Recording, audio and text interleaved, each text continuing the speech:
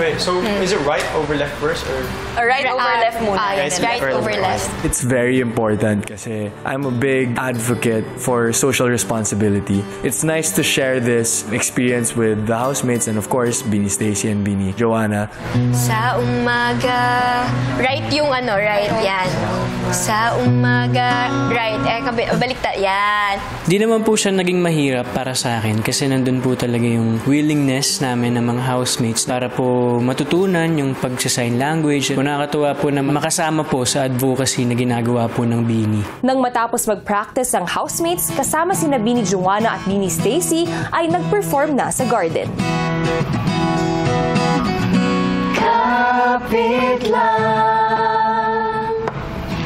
Kapit lang kaibigan.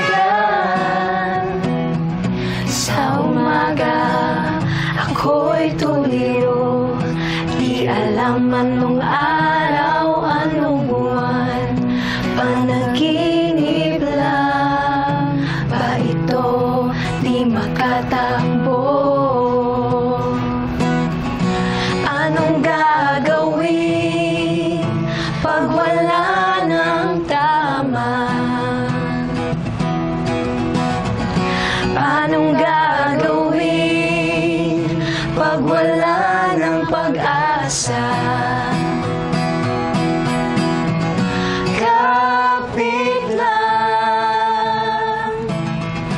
Kapit lang kaibigan.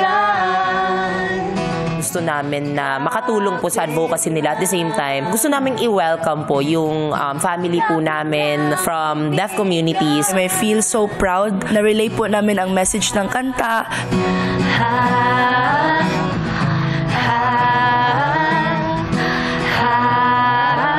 Chara, chara, chara.